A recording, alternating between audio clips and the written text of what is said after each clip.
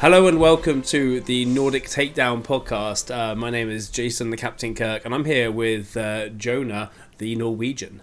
Hello there. And we even have friends with us today. Not your friends from Norway. We did meet your friends in Norway. They were really good. But we're also welcoming Viktor on to the podcast. Viktor, hey, welcome. Oh, thank you very much. Yep, you are joining us. Yeah, you're joining us as a returning guest, and hopefully returning quite often. Those of you who have seen our Malmö game week streaming day 2 will recognise Viktor's voice. Yeah, maybe. Those of you who were there would have recognised his bright green hair that he had there as well. You got a little bit left there. It's like a streak. Yeah, it's like a streak going through.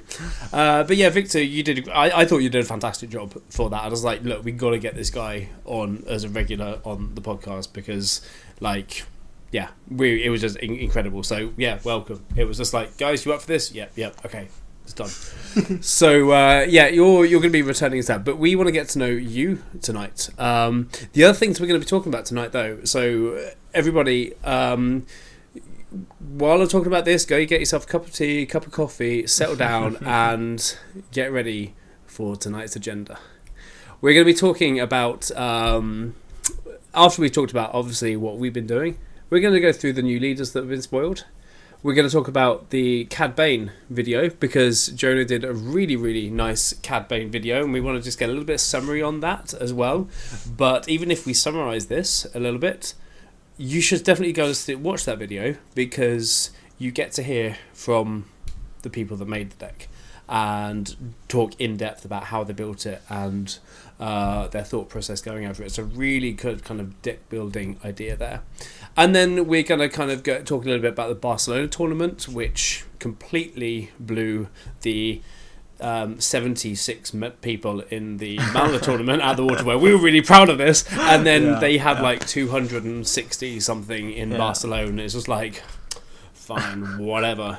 But it was a really good thing, and talking about that as well. So we're not going to give any spoilers there, and we're going to maybe throw a few fun things in there as well that neither Jonah or Viktor know about yet. So we'll see what happens. So stay tuned and carry on. But Viktor. Who are you? Where do you come from? And what's the favourite hero you enjoy playing? Well, yeah, I haven't really settled for one single favourite hero to play. I've been playing the FFG LCGs for quite a while, almost as long as they've been doing LCG format. And the thing about LCGs over the CCG format is that you always have access to the full card pool if you're collecting it. So I've been spoiled in that way to be able to switch between all the different factions and colours, so to speak, in those games freely. Whatever the meta serves up, you can always switch to it. And obviously I have certain deck archetypes that suits my playstyle better, but for Star Wars, I've been doing the expensive route and been doing a lot of different decks, but I've been on Sabine a lot since set 1. I tend to go for mid-rangey decks, but tempo mid-range, I guess. That's where I usually excel. So Sabine felt like a deck that I needed to understand, and it's such a important baseline. So I've been on Sabine a lot, but I did a lot of Shurit set 1, and now I've been doing a lot of Kira and the faster control decks, the more soft control. So yeah, that's where I'm at. And that, I'm guessing that's like the Sabine Green, Kira. Yeah. The meta version of the decks, not the try hard ones that I'm trying to build. But you're, for those of you who don't know Viktor, like people already in the Star Wars community will know who you are. You're Uppsala based, but you're active in the Stockholm. Stockholm, Uppsala. Yeah. So you're in that area as well. But how did you kind of you get into card games in general? Well, or board games in general. Like looking behind you, like it's a really really nice backdrop there. I'm not sure if you've got a green screen and just bringing the picture in, or that's actually there. But you've got Twilight Struggle there.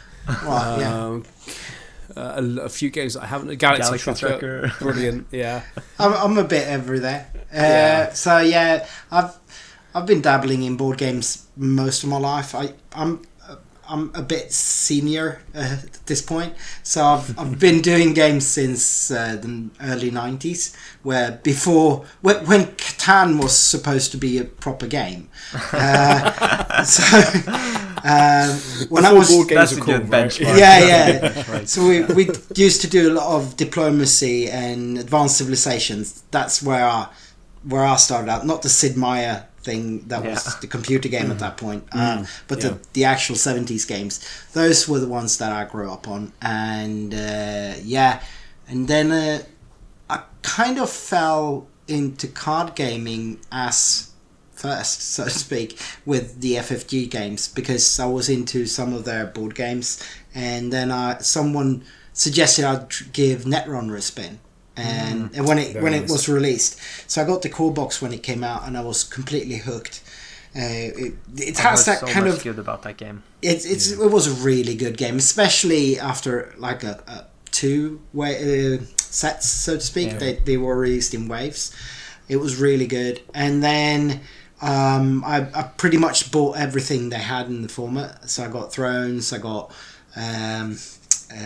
Call of Cthulhu. They had a game for that, and they had the Lord of the Rings one. Did you? Yeah, but card game? that was a cooperative game. Okay, I did try it, but I'm not I like to beat people. so in the card games, for just as a right, yeah. I'm not a boxer. I'm not a boxer. Yeah. So yeah, no, but so I got into those games and I did all of that, and then I hooked up with in Stockholm there was quite a strong meta of Thrones players, which was a pretty large but core group of extremely competitive players that did very well internationally. So the Swedish meta wasn't like big like the UK meta or the Dutch meta or anything, but they were known. Like people feared the Swedes in Thrones. So those people they weren't only very competitive people, they were also very nice people. Yeah. So I got into that gang, and we've been hanging out ever since. A lot of us crossed over to Star Wars once Star Wars was released. So the two guys that I came down with to Malmö, and actually three guys, Mikael, I think you know Mikael Svensk. Nej, Bondesson, sorry, Mikael Bondesson. You're talking to me? Yeah, you guys. No, you don't? Mikkel, yeah, perhaps. Well, anyway, Bondesson by face, yeah. And those people were all Thrones people, and they were based in Varberg. So there were kind of two nodes to the meta in Varberg and in Stockholm. Okay, nice. Yeah. And well, these are the people that I switched into Star Wars with. Yeah, nice. Yeah. So you've already come into Star Wars with a community with people that you know. Kind of, yeah. Which is nice. And you was it Jakob that? Yeah, both of the Jakobsson, Bubba Green, and then Mikael Bondesson did Sabine, I think, and I did Kira. No, I didn't. I switched. It was a Kira deck, but I switched into Palpatine because Palpatine was the showcase. Yeah. But it was the Kira deck, really, the 30 base Kira deck. Yeah. Okay. Yeah. Okay, nice. I do love Kira as a leader. I do really like it. I'm gonna push the Kira red despite the Boba blue guys saying that Kira red sucked already, which made a huge disappointment. But I'm gonna push it. I'm gonna make it work as an ongoing project. However, that's really cool to get to know you, Viktor. And we're going to get to know you obviously as the episodes go on and stuff like that as well. We'll get to know you through that as well. But just so that we are not kind of making this a super long episode, because we've got lots to talk about, we have this thing where we just like to talk about what we've done in Star Wars during during the week. How we've been interacting with the game. And so you get to go first, Viktor. What have you been doing with Star Wars this week? So we did a draft yesterday. We were only 4 of us, so we tried a Winston draft, which was the first time for me, and it was really fun. Nice. That's sort of a you pile draft kind of. It was really nice. I did terrible. I lost all my games in the end. I ended up only being able to draft 34 cards. Ooh. So I had to play basically everything I drafted, and that's rough. That did not make for a good deck. Yeah. I can assure you. How many out of aspects did you have? I did have maybe 19 in aspect, and then the rest was out of aspect. It was absolute rubbish. I've had that in normal draft. I had 11 out of thing draft, and I had to basically go for Kylo Ren and a double Jabba's Rancor in a heroic deck. Yeah. Otherwise, I had no big end stuff as well. It has to happen, but that's draft. Yeah, and that will only ever happen in draft. Yeah. And that's the real fun of this game, because you get to do things that you would never choose to do. No, right. If you had the choice to, right? Yeah, cool, nice. I think that's the draft is really cool. Yeah, yeah. It was a new experience, but it was well worth trying. But there's the downside of not getting the same amount of cards. So if you draft a bit greedily, you can have a hard time. Jonah, 30 seconds. What's Winston draft? Winston draft is in 30 seconds. A format where you put 3 packs for each player, shuffle them in a deck, then you make 3 piles, and when it's your turn, you pick a pile and put the whole thing into your collection, and then it goes to the next player, and the piles are refreshed. And if you don't pick up a pile, it gets an additional card. So piles become more attractive as time goes on. Cool. I like it. Definitely got to try that one. Thank you. Yeah. That was 20 seconds. That was impressive. Yeah, cool. You're welcome. Jonah, what have you been doing? I've been also kind of recovering from Malmö, to be honest. I had COVID or some flu or something I had to recover from, at least. But you don't want to tell people that you probably had COVID and went down there, so it wasn't COVID. No. But luckily, things have been happening online. Rebel Traitor from the Take the Initiative League hosted the first ever Take the Initiative Invitational Tournament. Nice. That's too long for me to say again. Take the Initiative Invitation. There's a lot of T's there. And as an English guy, I shouldn't be so adverse to tea, but there were too many T's for a... So that's basically a one-day event where if you played a set amount of games in the league or managed to get to Top Cut, you're invited. And we were 30 players. So there were 5 rounds of Swiss and then a top 8 cut. It was, of course, exhausting. Ended up 7 hours of gaming for me, but it was really fun. I live streamed the whole thing on my own YouTube channel. Yep. So check that out if you're interested. And ended up going 3-2 in Swiss and won top 8, but lost top 4 to a green Palpatine, which was an absolute nightmare. I lost to the same player both in the last TTI Top Cut and in my Swiss games. Yeah. So Kotul now is my... Did you play your hand blue that you played in Malmö as well? I played basically the same list with 2 or 3 cards changed. Yeah. Okay, that's cool, yeah. I think Palpatine's a problem for that deck.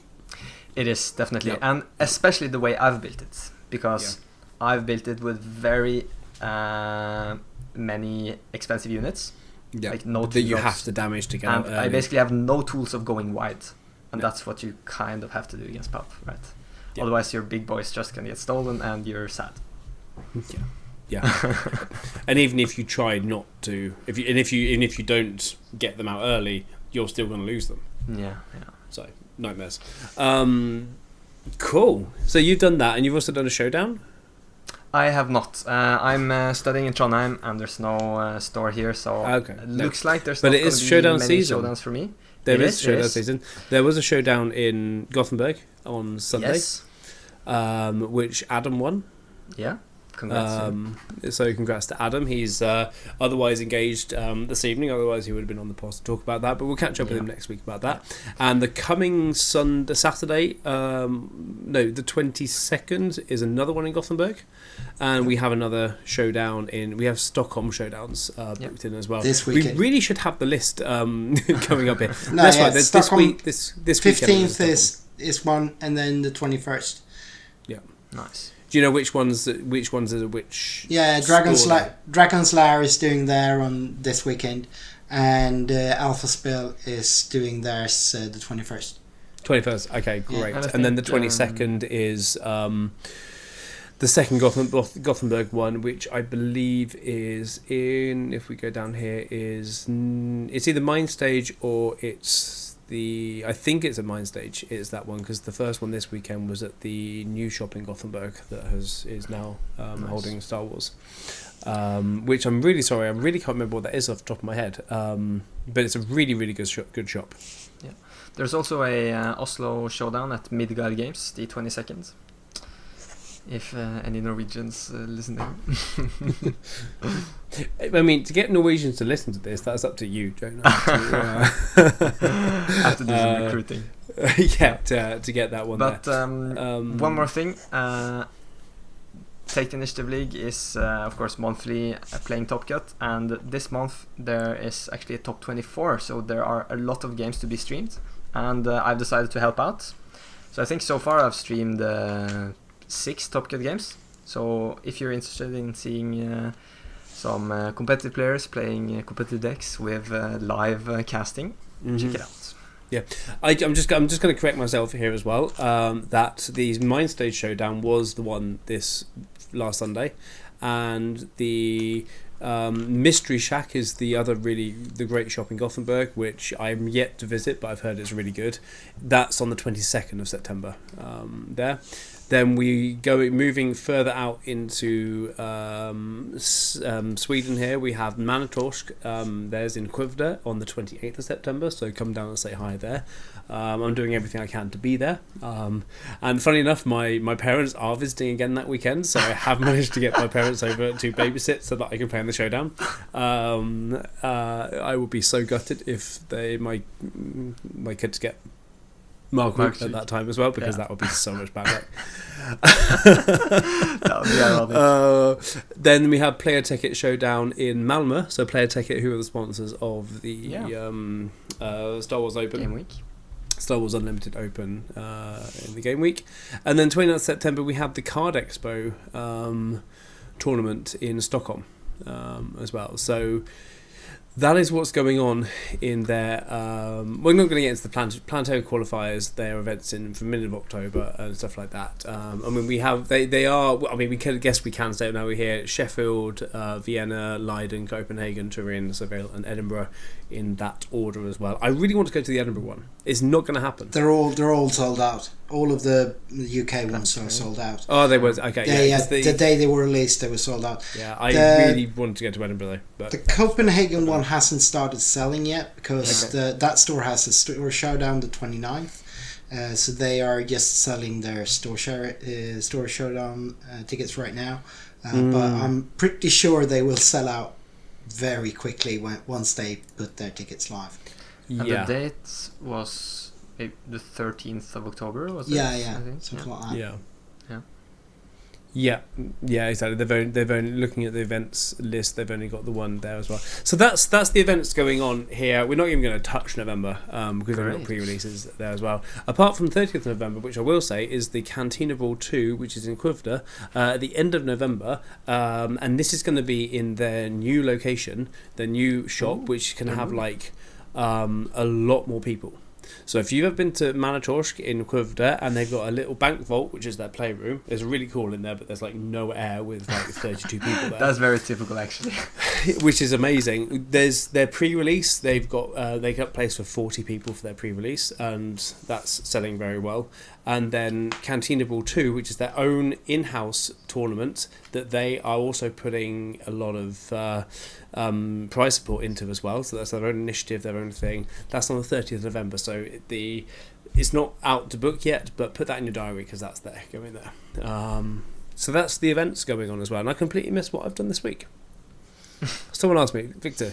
What did you do this week, Jason? What have I done this week? I've been recovering from Malmö. I've been exhausted. I've been working a lot, but I've also managed to get a few games in and worked on my Kira Red deck, which has been fun, which I played last night against a local person, playing Luke Green, and I lost very badly. I couldn't get my endgame out, it was too slow, so I'm going to go back to the drawing board a little bit as well. But it's working against a lot of other decks. It's working against a lot of control decks, which is quite nice. So it is getting quicker. So there's things that are working about it, but there's things that really aren't working about it as well. But that's the fun of deck building, right? Yeah. For sure. Next on the agenda are the 3 new leaders that have been spoiled. Yes. Oh my goodness. Now I'm happy. Now we've played Star Wars. Now I actually played a good amount of Shadows. I'm getting excited for Spark. What about you guys? Yeah, no. As you were saying that, I just saw on my second monitor a new base was spoiled. Okay, I just have to mention this. A new green base. This is. By the way, we are going to be first to report on this. We won't be first out because we don't release yet, but we are the first to talk about this on a podcast, right? 24 health. All right. That's a number we haven't seen. 24 health. We've seen the 26 yellow one. now. Yeah, 26 on the yellow one. So 24 for the droid manufacturing, also on Geonosis. And it says when you deploy a leader, so maybe focused around Twin Suns there, create 2 battle droid tokens. Does that mean there's going to be a blue base to create 2 clone tokens? Maybe. Yeah. Looks like we are getting 1 rare base in each color, and them having some weird health numbers. But I think it's pretty cool to see that they are giving some support for Twin Suns. Like both this and the Petrarchy Arena, or what it was called, have effects that kind of help both your leaders out. Right, yeah. For sure. Yeah, that's really exciting. It's cool to have more options. Yeah, and those 2 battle droids, we're still not quite sure how the effect is going to be, but it's going to be, obviously, I feel like it's going to be a very wide board. Yeah, when we play this. It feels weird, like, because they are 1/1s. Yeah. And it's a once a game pop. It's controlled by a leader, so you need to play a leader that can take advantage of those droids immediately. Or just take the Fallen Saber on something and attack something, and it's 1 damage to everything. Yeah, that's what your enemy wants to do. Like, this very much feels like it's a villain base, because the villains are the ones interacting with the battle droids, and also I don't know. Yeah, maybe you could use it with exploit to make your flip turn even more crazy. Yeah, and we might see some leaders that can have some interactions with. Like, for instance, Grievous can give them Sentinel, right? So Grievous would be a leader that would be able to use those, right? Yeah. And we can expect that other leads, like Maul, we're going to talk about Maul in a bit. Yep. He's not probably going to use... No. He's probably not going to give Overwhelm to a 1/1. Yeah. Alright, so maybe that's a good segue then to Darth Maul. Exactly, yeah. So the leaders that we're talking about here, we have Darth Maul, Padme Amidala, and Obi-Wan Kenobi to talk about. So Padme has been, I think, spoiled today, I believe. 5 o'clock today. First of all, can I just say how hype it is to see characters from the prequels? Yeah, I know. So excited.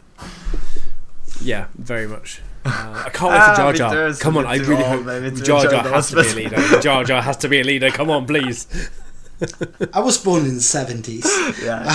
I grew up on the original trio, and I have very little love for the prequel movies. Very little love. Okay. It's good Adam's not here. I've already had my talks with Adam about this. But the prequels, you must prefer the prequels to the sequels, right? No, not really. Well, obviously the last one, like the very last movie. I did not think things could get worse than Phantom Menace, but boy was I wrong. Hold my beer, and they made Palpatine return and whatnot. That was grievous. But apart from that one, I actually Grievous was in the prequels. oh yeah. Apart from that one, I actually enjoyed the sequel films to quite some extent. Yeah. I mean, they're nowhere near the originals, but I do enjoy them. Yeah. Yeah. And I personally, for me, I know we're going completely off topic here. Before we get Lost back on track. topic, I think I'm one of the few people that like Episode 8. Yeah, no, I do the too. Rian I do Johnson too. one. Yeah, as no, well. I like I think it. there were some great moments in that, and I wish they carried on that storyline a Yeah, little bit me as too. well, or that it never happened, one or the other, because the third film undid everything. So it's like either go with it or don't. Yeah, or don't. yeah. No, I absolutely agree. Cool. Yeah. Okay. Let's get back on topic. Back to Star Wars Yes. Unlimited, the card game that this podcast is about. Okay. Darth Maul. Jonah, give us the lowdown on Darth Maul. What does his undeployed side say? 6 costs. Okay, so undeployed. Sorry, he has an action. You may exhaust him to attack with a unit, and it gains overwhelm for this attack. And that's busted. That's absolutely busted. On To give anything. Just that side. That side is busted. Anything on your field, no matter how big it is, can get overwhelmed. Yeah. That's absolutely insane. Yeah. Luckily, you can't combine it with other effects, one-play effects. That's the thing, right? So it has to be that action. Yeah. Otherwise, it would be completely. If it was a passive, it would be so broken. Yeah, so maybe we're gonna see some upgrades and like buffing stuff, and then you use Maul. Right. Slam them Yeah. into something. Yeah. But imagine if it was, let's say, a passive giving everything. Let's say. That would be really busted, wouldn't it? That would be really, really broken as well. Oh, so yeah. so when it so tell me, when it's deployed. Yeah. It's What a happens then? 6-6. What happens then? What happens there? Itself has overwhelm, right? Right. Jonah, you're the one reading the card out. Does it have a passive ability? It does, but let me go through the whole thing. It's Maul, rival in darkness. It's aggression. We haven't said that. Villainy, of course. 6 cost to deploy, and it's a 6/6 with force underworld traits. It has overwhelm, and it gives each other friendly unit overwhelm. So yeah, this is a guy that you need to get off the field. Yeah. He cannot stay on the field. Your ambushes have overwhelm. All of them. Yeah. All of them. Yeah. It's gonna be a big. I think a lot of people are gonna be playing this leader. Yeah, like Maul is one of the most hyped up characters. Everybody expected him to be a leader in set 2 because of like the art on the displays. Yeah. And people were let down, but now they're hyped again. At least until we see the showcase. Hopefully that's sick. And I think it's the first leader with 6 power. That's pretty huge. Yep. And we've seen a lot of leaders with only 6 health, so maybe Maul could have many good traits there. But him having 6 health is kind of the weakest part of the card, right? Yeah. But I mean, it's that still has to be not the bad. Yeah. 6 is fine. Yeah. Lots of leaders got 6 health. It's not within takedown range, No. Yeah. True. so you can't take down straight away. He does deploy on 6, so Rivals Yeah. 4 is online when he deploys. Yeah. If you are on par with ramping. Yeah.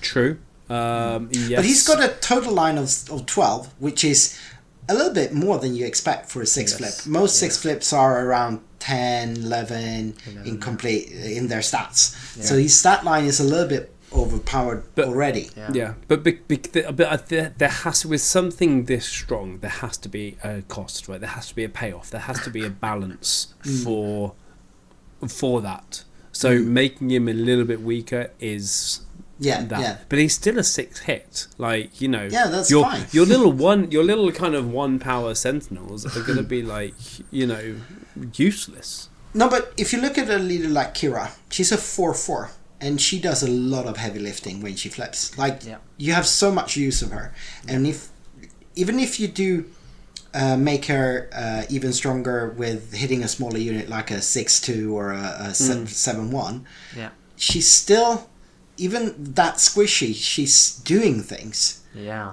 So I mean, this is going to be. It's going to be crazy. Yeah. So what do you mean? She's a 4/4. She's a when she flips. Oh, she's basically a 4/4. Oh, she's basically a 4/4. Yeah, with 4 left. Yeah. Except, And a 4/4 leader. That's pretty big still. Even though she's only got 4 health. Yeah. So she's pretty easy to remove. Yeah. Those 4 they are doing lifting. Yeah. You can work with that. Yeah. Yeah. I think you are kind of right in hyping up Maul. It's going to be interesting to see what cards we're going to get in the set that might be able to answer him. Oh, obviously there's going to be answers. There's not much. But, you know, those are 2 really relevant traits as well. Those traits are really relevant. Force and Overworld. Underworld. Yeah. They do things. Yeah. Yeah. And obviously, like the fallen lightsaber will work perfectly on this as well. Oh yeah. So, Overwhelm. That's great, man. Which gives overwhelm. It goes straight through to base. It knocks damage on other. It's insane. It's absolutely insane. However, like everyone did think, like we're going Gar Saxon. People were trying to hype up, thinking Gar Saxon was going to be like really, really good, and he hasn't seen much play actually. A few people are going with him, but more people are kind of still playing Krennic. Yeah, I think people were expecting set 2 to make attachments more sticky. And they are still not very sticky. So being yellow boba and other yellow archetypes having all that bounce makes attachments really not that strong archetype yet. You can't build tall, so you have to build wide, and then you need to have a huge amount of attachments. So when you're doing Gar, you're very reliant on the built-in things, right? But I'm just going to say, I'm wondering if right now we're thinking, wow, this is going to be amazing. Yes, there's power creep, because there has to be a little bit of power creep as we go on as well. But like we've already said, there's going to be some answers. Yeah. There's going to have to be some answers, which will maybe soften. One answer might be Maul's arch nemesis, Obi-Wan. Just to move us a bit forward here. Sure. So what does Obi-Wan do? When he deploys, he's a 4/7 with Sentinel. So he's basically telling Maul to piss off. Well, he's a Vigilance Heroic. Yes. Obviously. 6 cost to flip. Vigilance Heroic. 4/7 Force Jedi Republic. Has Sentinel, and on attack he can heal 1 damage from a unit. If you do, deal 1 damage to a different unit. So he's got a built-in mini version of it binds it all. It binds all things. Yeah, it binds all things. Yeah, so it's got a mini version of that on attack. Yeah. Kinda. Which is quite nice, and that 1 damage is quite nice. And then you also pop shields. You can put you can bring Maul into takedown range. Yeah. Yours two coming out at 6. I have a question, like a rules question. I don't know if you know the answer, but when a card says heal, you have to have something damaged in order to actually do the healing, right? Yes. Yes, exactly. Yeah. Yes. You can't. It's the same with a base. You can't heal more than. You can heal if you have 1 damage on your base. You can still, and you have heal 2. You heal the 1. You do as much as you can with that. However, there's a cost. To dealing damage to a different unit, you have to heal something. That's the cost of being able to do that. The wording here is pretty. It's helping us as well, because the heal can never go to a negative number anyway. Yeah. So you have to heal, and you can only do the other part of it if you did the heal. It's conditional if you do heal 1 exactly, damage. Yeah. So they made it conditional. So you cannot just ping. You have to have something to heal to ping. Yeah. that makes sense. And then Yes. on the leader side, he can just exhaust to heal 1 damage from units. Yeah. Not as good as giving something overwhelm. What do you guys think? No. The leader side won't be as relevant. I mean, it'll do a little bit every now and then. It'll mostly, I think the most heavy lifting it will do is dirtling.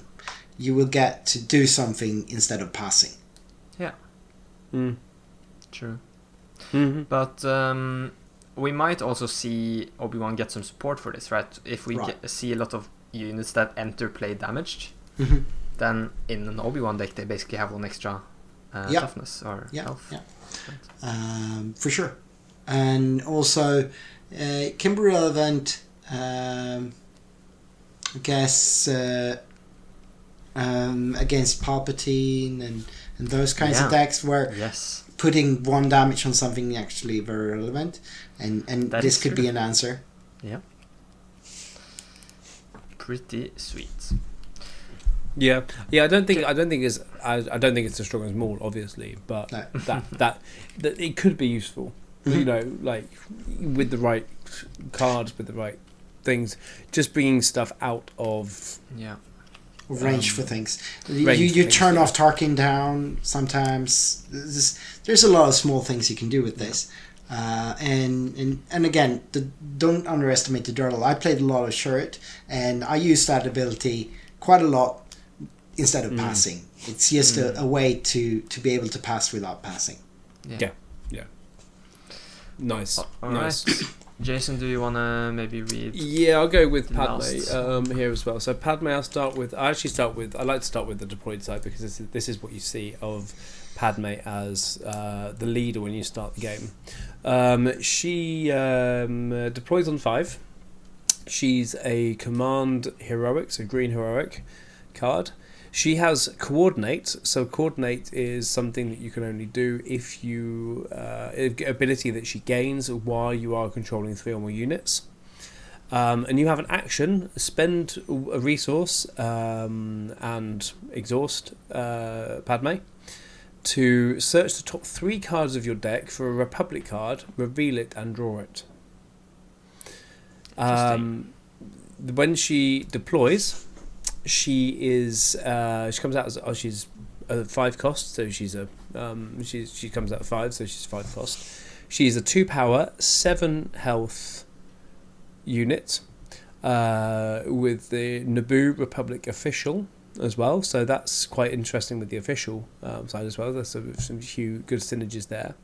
Restore 1, and then like with many leaders, the pay 1 and exhaust is her on attack. So coordinate, on attack, search the top 3 cards of your deck for a Republic card, reveal it and draw it. So that's the card. What do we think? It's a very vanilla stat line. For 5 flips, 2/7 is what's to be expected. You've got lots of 5 flips with 2/7. And restore 1, I guess that's quite relevant.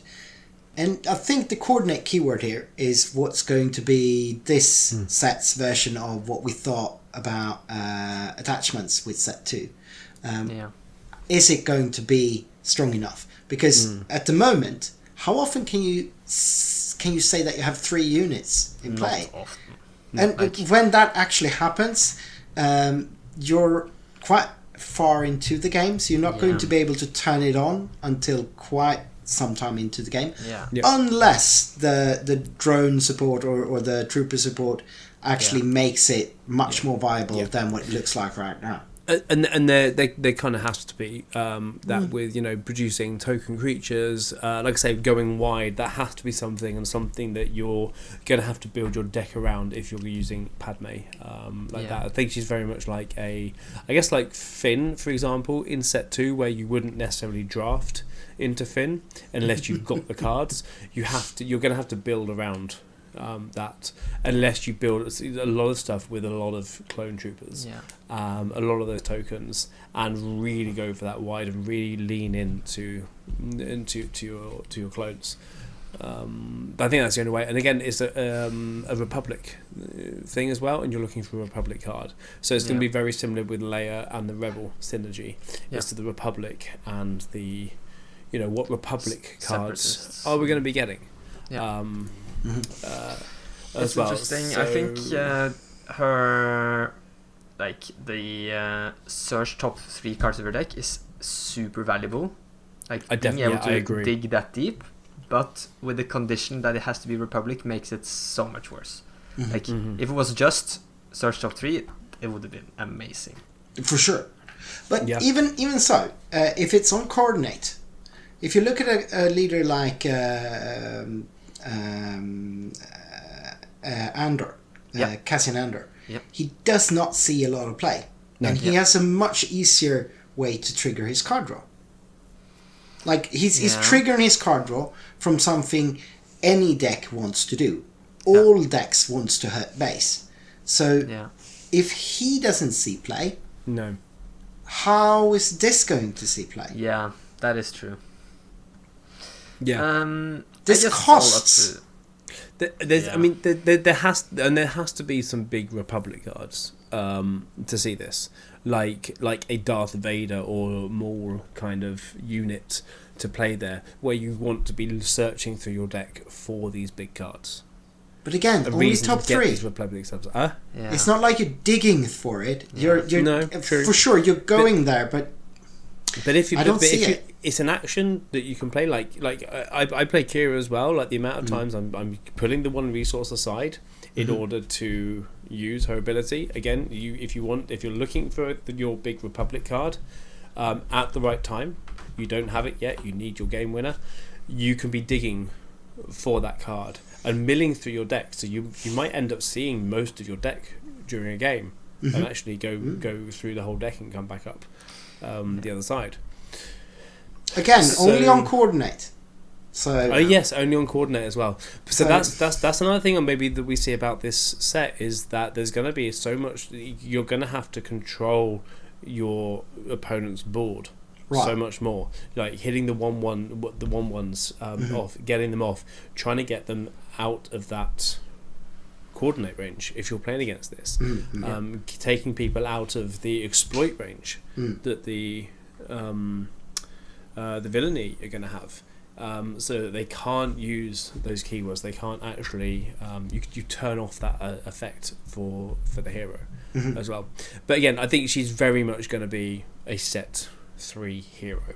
Like Maul is gonna see play set 4, 5, 6. Maul is gonna be there till the end of time, I think, with that thing. Padme is gonna be very much focused on now, or maybe there's gonna be other stuff focused in this area. But like Leia's very much focused in set 1. She didn't get much support in set 2. No.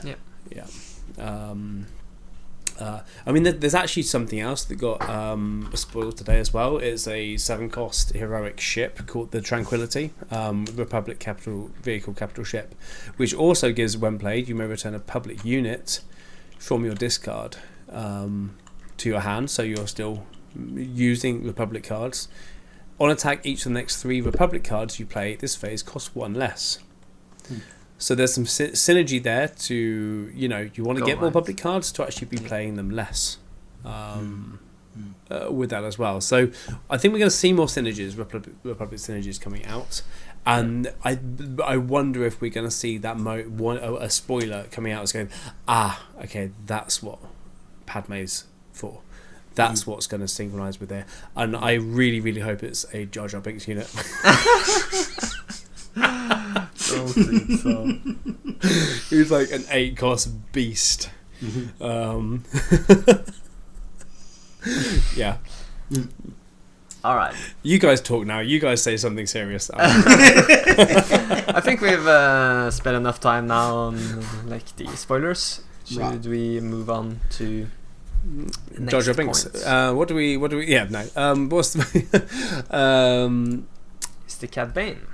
Yes, you've been busy. It's something that you didn't tell us you did this week true. As well, because you've been doing a lot. You've been taking a lot of the content creation. I've been not been studying, to say the least. Yeah, exactly. If you don't like graduate, we're gonna feel so bad. So you better get working, young man. You interviewed Cad Bane. You interviewed Cad Bane himself. Yeah, exactly, and you survived. Good job. You interviewed Stephen Jonas. Stephen. Yeah, I said Stephen. Stephen and Jonas. Sorry, I missed a couple of things. I missed a syllable. Sorry. This English language is really difficult. It's a shame it's my first. You interviewed Stephen and Jonas. Are we happy with that sentence? Oh yeah. Yeah. You interviewed Stephen and Jonas, who built the Cad Bane deck, and both played it at Malmö, exactly the same deck. It both made top 16. Yeah. They were then matched up against each other. Yeah. And Jonas, who came in lower, he decided to drop because they didn't really want to face each other. Yeah. And him end up beating his friend, even though Jonas was the one that I think put most work into the build of it. Yep. But Stephen managed to play it really well. So you interviewed both of them, going through. It's a hefty interview. You need to sit down with a beer or a cup of tea or the beverage of your choice, and sit down and enjoy it, and just kind of go through their journey of building this deck. June, did you want to give it a little bit more of a summary there, rather than me, who hasn't actually sat down and finished watching all of it just yet, and me trying to summarise stuff as well? But what I have seen is brilliant. Yeah, I was just blast playing against Steven at Malmö Games, so we spoke about him maybe coming on the show because of all of the attention Cad Bane Blue got. Like on the streams, people were asking like, "What's this deck? I need to see the list now. Give it to me." And so we thought about doing interview, and it was just so fun talking to those guys. So it ended up going on for an hour. So we started off just by talking a bit like where they got the inspiration from. Jonas talked about that he enjoyed playing Cad Bane in drafts, and then he looked at Cad Bane. Okay, in yellow you have all of these cool disruption tools, but he wanted a bit more like controlled stability and powerful endgame. So vigilance was kind of the answer.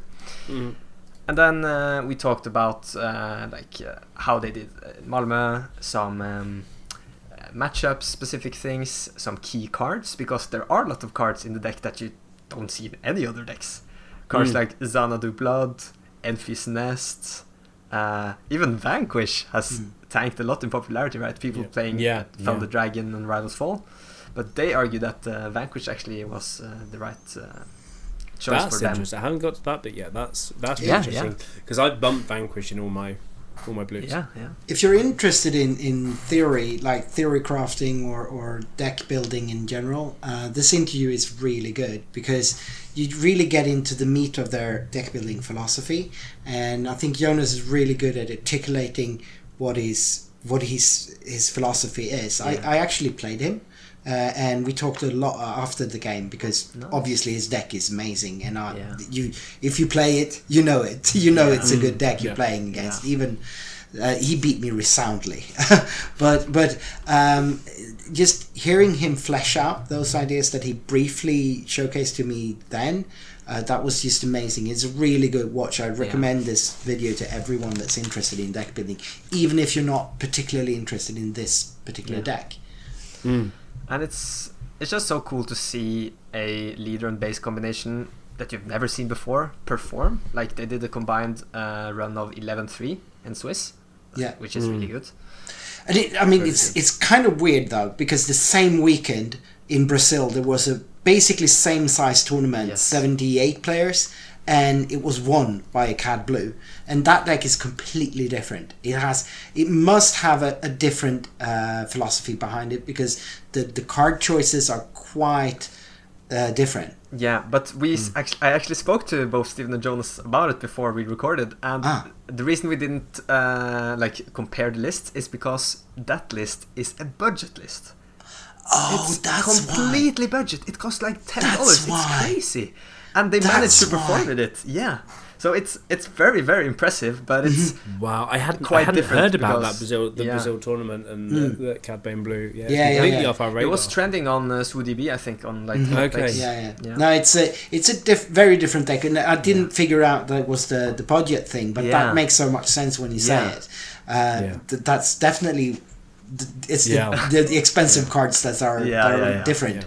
Yeah. But there are some of the less expensive cards that are different. For instance, that deck doesn't run the Syndicate Lackeys at fall 3, so the removal idea about the Danish list is much stronger. Their ambush removal concept is so much more thorough. Yeah. And I have to say, the deck is so much fun. Oh yeah, I played it a lot since I got the list. Me too. It's amazing. It's I so think much I fun. played like 15 games on Carabast and only lost 4, so kudos, it works. It's really good. It's a little bit tricky to navigate it, but it's really fun. Yeah, I posted your interview, Jonah, in the Manantorsk, my local server in Manantorsk here, and already the person who won the last Store Showdown was like, yeah, I need to try this. So if you're thinking about the meta for the Manantorsk Showdown, think that there could be some Cad Bane Blues there playing around with that one as well. But yeah. Then we had Cool. also So we will link that in. If you haven't found it already, do that there. Please come in. If you haven't found us on YouTube, you haven't subscribed, please come in and subscribe as well. We are going to be doing a lot more YouTube content, some video content as well. Kind of really going for this. I feel like the Malmö Game Week was a really big turning point for us. I think in the podcast to kind of really push out and get some momentum going with this as well. So just please do that, and please even more give us your feedback. We want to hear your feedback. We want to hear what you guys think. We want to hear some ideas of what you guys want now. We got Viktor on to help as a guest host and commentator extraordinaire. We've got there's a few of us now, so it'll be really, really cool to get your feedback. So wherever you are, where you can comment as well, just give us a comment, find us out, find us in the thing. And just even if it's good, if it's bad, just send us a personal one as well, a personal message instead of public as well. I guess that's the most respectful way. But we want to hear feedback because it just makes us better. Cool. Before we finish, we just want to mention very quickly that there was that Barcelona tournament. It was. And Bosk Blue won as well. So Blue is doing the return of the. Well, I mean, it's the return of the hard control. Yeah, it is. It's like a pattern. No one expected isn't it.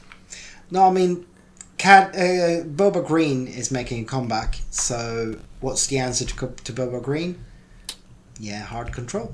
Yeah. Yeah. It's basically what we saw.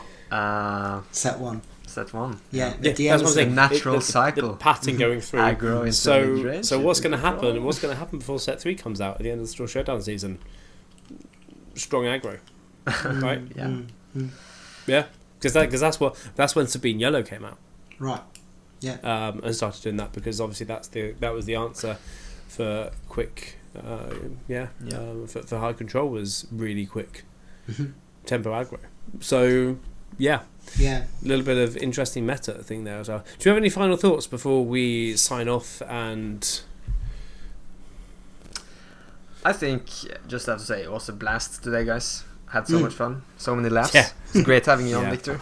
Oh, thank you. Yeah, so pleased that you can be on as well, and you will not be hearing the last of Viktor here as well. So awesome, welcome, and I guess we will link as much stuff as we can do, or remember to in the show notes. Find us on YouTube, come and subscribe.